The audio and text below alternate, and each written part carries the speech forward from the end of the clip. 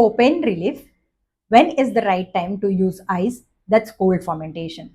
This is really a common question because ice doesn't work in all pain.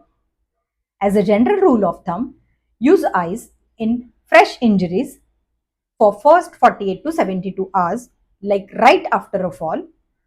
In acute pain, where you notice swelling or inflammation, like swollen ankle or knee, cold fomentation is commonly used to treat sports injuries like a strain, a sprain, a twist, ligament injuries, or a sore muscle post workout.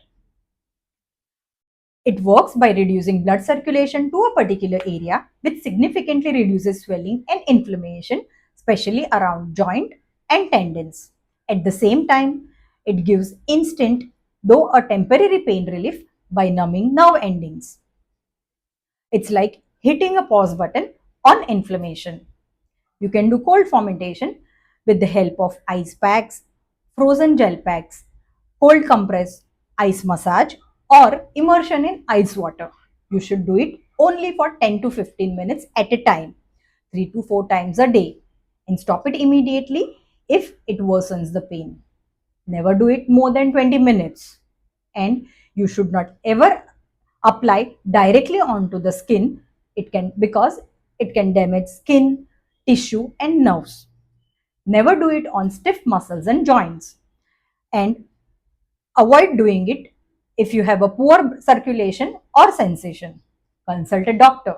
If pain or swelling has not improved in 48 hours, if it has not helped you much with regular usage for few days, if you observe bruising or any skin changes.